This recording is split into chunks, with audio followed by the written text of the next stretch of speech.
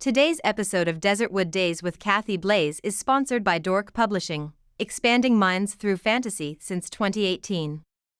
Learn more at the Dork Publishing website, www.dorcpublishing.com.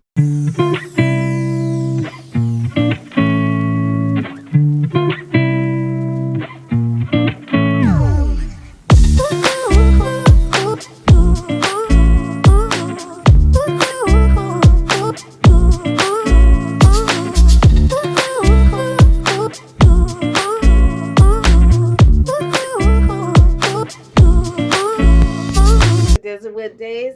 I am so excited about our next guest. He's calls himself the hip historian. Let's welcome Mr. Marshall Shore. Hello there. Hello, it is so good to see you again. So good Oh to my see you. gosh, I'm so happy to be here. Thank you. You look amazing. Well, thank you. and You do as well, wearing a little bit of Marilyn wore her Monroe. just for you today. Indeed.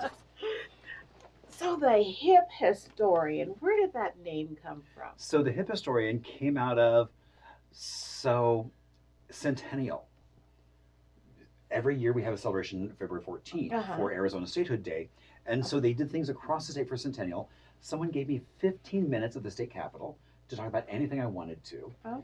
And the other historian, Marshall Trimble, who is the official state historian, Okay. and I share the same first name, Right. Marshall Shore. And so people sometimes get us confused. And so somebody was trying to figure out how to differentiate us and said, oh, he's the hip historian. And I was like, Karen, thank you so much. I am stealing that for my own moniker. Yeah. And so since 2012, I have been the hip historian. Okay, now Telling I love Arizona kind of that modern history of Arizona. Yeah. Looking at things through new lenses. Oh, okay. And So all of this. Indeed. So did this come about with the hip historian, or has this always been Marshall? I've always had my own idea of here's what looks good. So the suit coat I'm wearing actually was designed for Centennial by Glenn Guyette, who most people don't know the name, but if you've ever driven by My Florist, the sign, if you've ever driven by Mr. Lucky's sign, so those are signs he created. Okay. And so he was the designer of those signs. And so he basically painted the jacket for me. Okay. And so I love everything has a story. It's not just a jacket. It's like, oh no, it's a one of a kind. And it also got me thinking, well, if I have one suit coat, why not have others? So I've got about 7 other suit coats, all painted by local artists on a variety of Arizona themes. Okay. And so now they know who Marshall Shore is. They know the Marshall Shore. Exactly. I mean, I walk in, people going, hey, we've met before. Yeah. I mean, I've also been, Phoenix Magazine called me the best bespectacled Phoenix celebrity because I do like some eyewear. Right. So it's a passion of Are mine they as well. prescription? They are. Okay. And so I need them to see. It's like I could see you without them, but you would be kind of all fuzzy. Right. So now I can see Marilyn crisp and clear. Yes.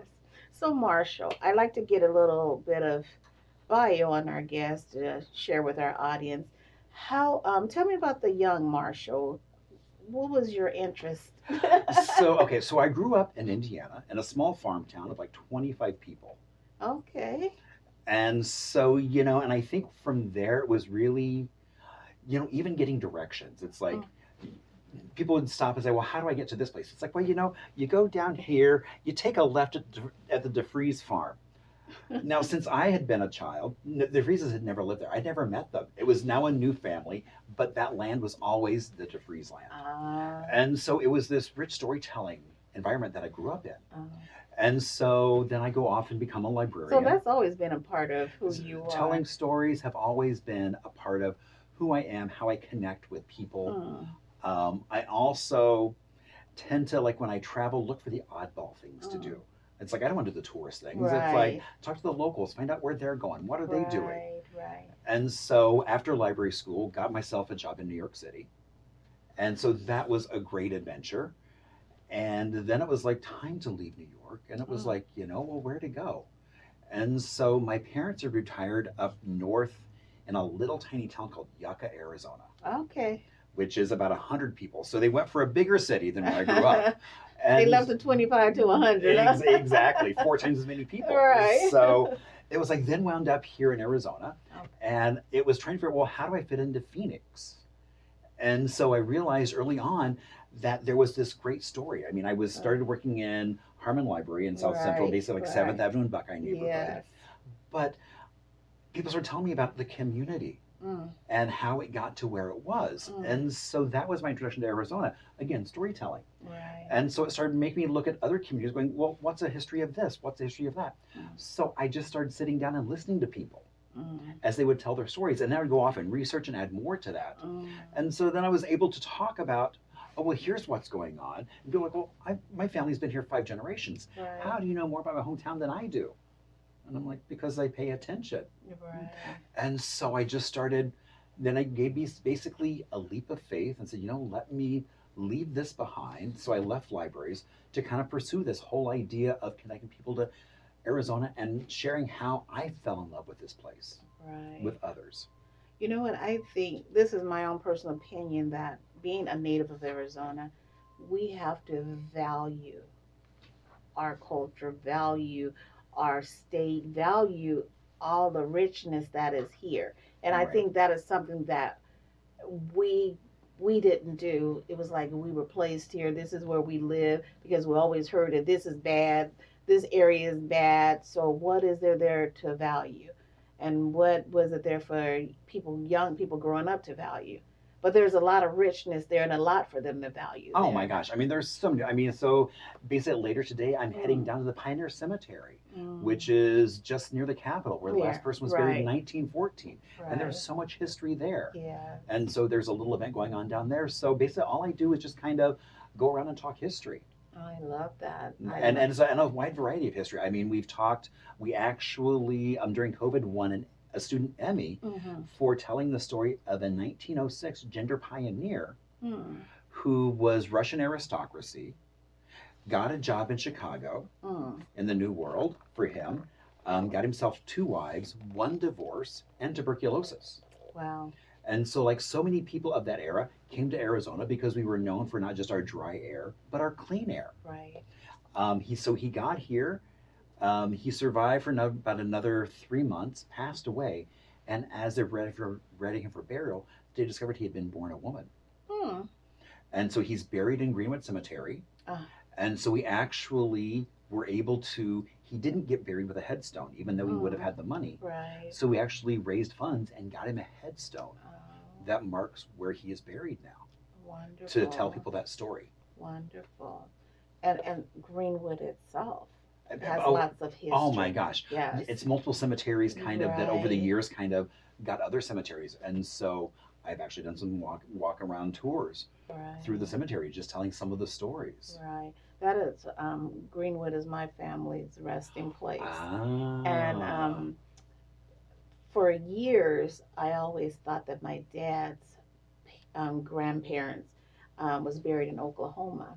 Then after I started doing my ancestry, I found out all these years they've been resting in Greenwood, and I never knew that.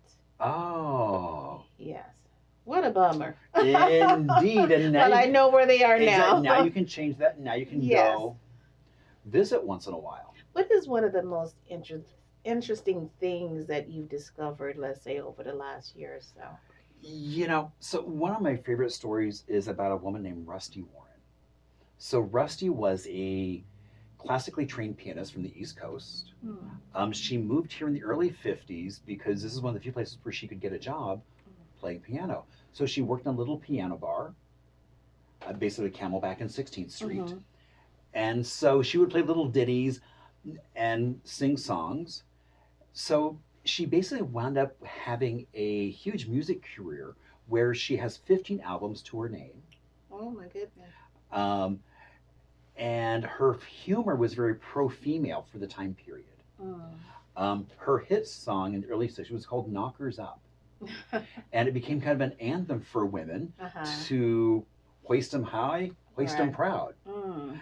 And we were able to win, a few years ago, find the original sheet music because the Library of Congress wanted to put her into the Library of Congress, billed as the birth mother of the sexual revolution.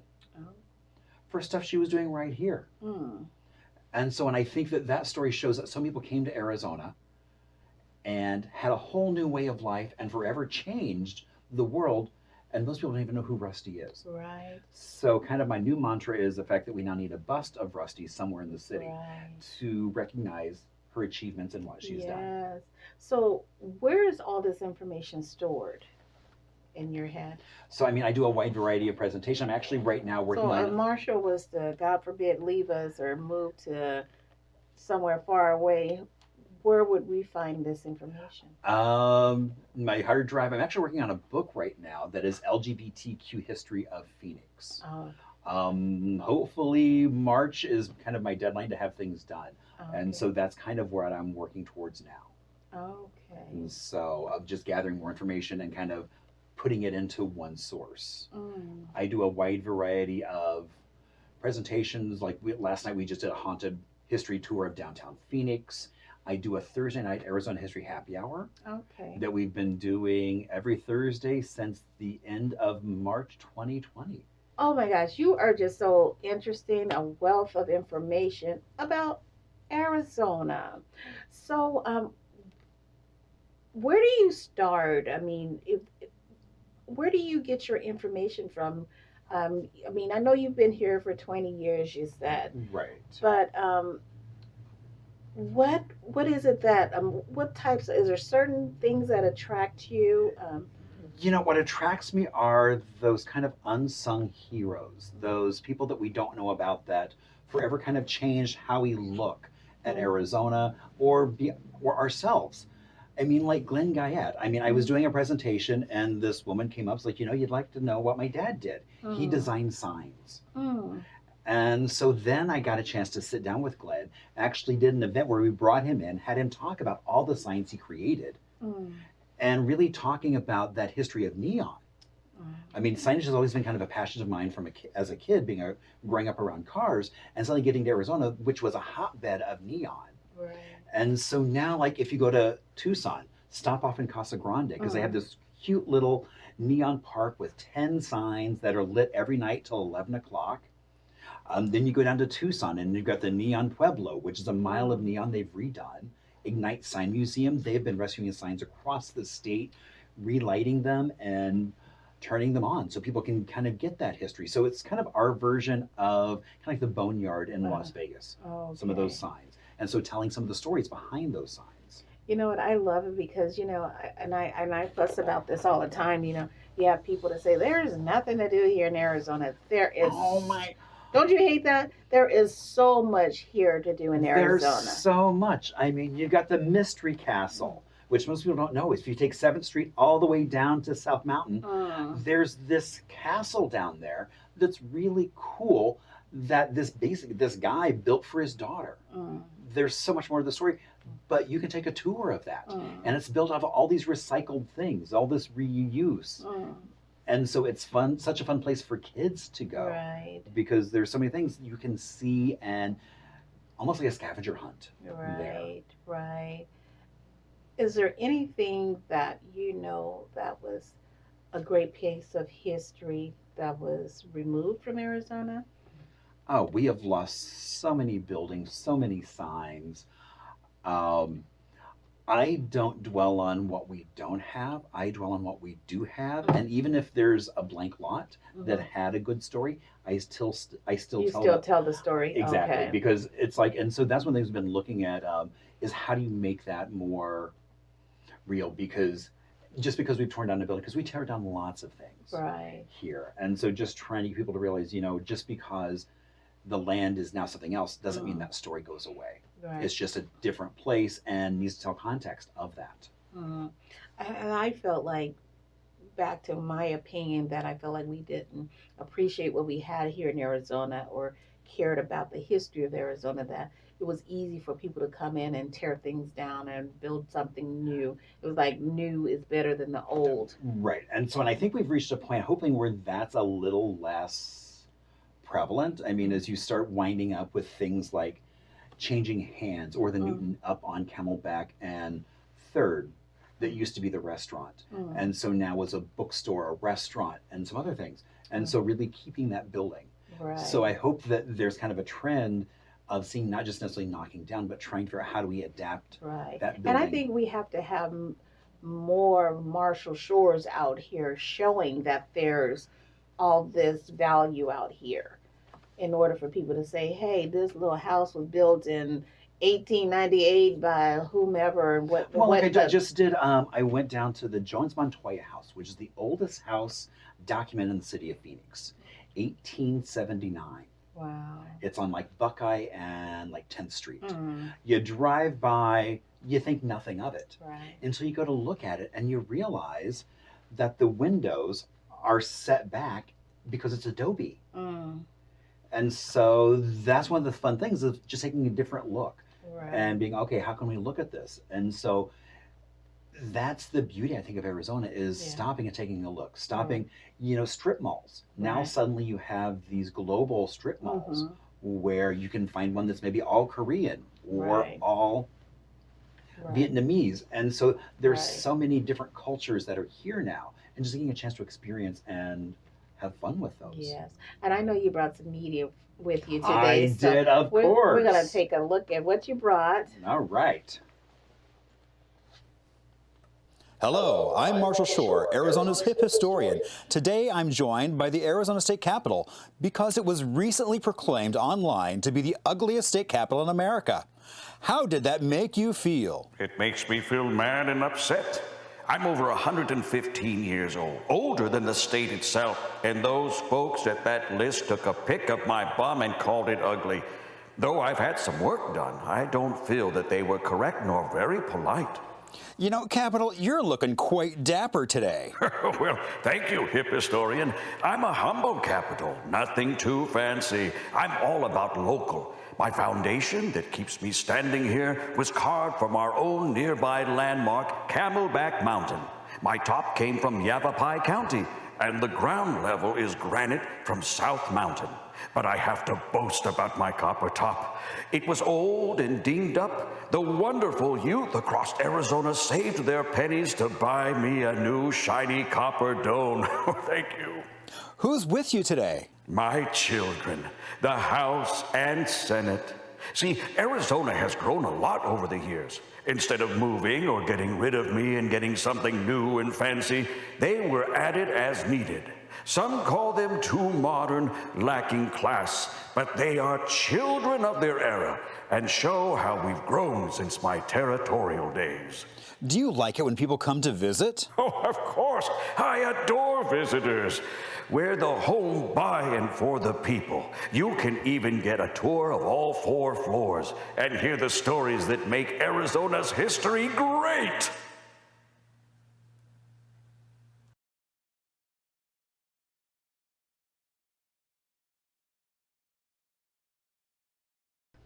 I love that. So, you know, so whose bucket list does not include being turned into a Muppet?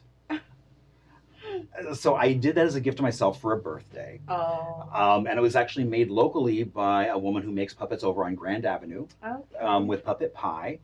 And then we started chatting. It's like, well, you know, we should do something with that. And I was like, you know, this group just came out. They did a survey of state capitals across the country Mhm. and said that we had the ugliest state capital. Wow. And I'm like, well, okay, we could write a little note and say, you know, we don't like what you said. But I was like, let's actually do something with that. So Stacy, who made the puppet, who also now is a puppeteer on Sesame Street. Okay. So she was actually operating the puppet, and the folks down at UAT, University of Advanced Technologies, actually were able to green screen the Uh-huh. Capitol and make it talk. And then my friend Greg Lutz is actually doing the voice of the Capitol. Okay. And it was so much fun putting that together. It was like 3 months of I think I planning. know Greg. He's been, he's from here, has, again, so many stories. Yeah. He's fascinating. Oh. And so, and that's the thing. And so it's just kind of figuring out, well, it took like 3 months of planning, all for like 3 hours to get all this done. Oh, And boom, like 24 hours later, boom, we had this finished video. I loved it. And so we've been sharing it around since then. And it was so cute and funny. It'll make you'll want to watch the whole thing. Right. I mean, what I love is I've shown that to elementary schools. Yeah. I've shown it to senior centers, and everybody loves it. And that's the Yes. thing. That is lovely. So, what's next on your bucket list? Oh, I'm so excited. Okay, so you know the Orpheum Theater. Uh-huh. I So love the Orpheum Theater. we are doing there a educational burlesque show. Oh, okay. So called Arizona Unzipped. Mm. And so I will tell stories about Arizona history. And then Pyra Sutra and her team will do dance numbers inspired by that history. Oh, okay. And so we did this actually back in Centennial. And then she wound up pretty much moving to LA. Well, she's back now. And I was like, Pyra, now that you're back in town, we really should do this. And so we talked to the Orpheum. And so we are doing it, I think, the last Friday in March. Okay. And so we've got some time, but it's going to be so much fun putting it all together. Yeah. We've been talking about some of the topics, some of the stories we want to tell. And so that's going to be kind of the big thing, working on the book and just doing the happy hour every Thursday night. So, Wonderful. and just doing more and more. For someone that wants to find out where to reach you, where can they find you? So if they are on Facebook, they can do Marshall Shore, Hip Historian. Okay. I'm on Instagram as hip_historian. Okay. Twitter is Hip Historian. Okay. And so that's kind of Hip Historian kind of all the way through is my social media. Awesome. It was such a pleasure to have you here today. Thank you so much. It was great to see you again Thank and look you. forward to next time. Yes, of course. And thank you for joining us here today at Desertwood Days, and we'll catch you next time.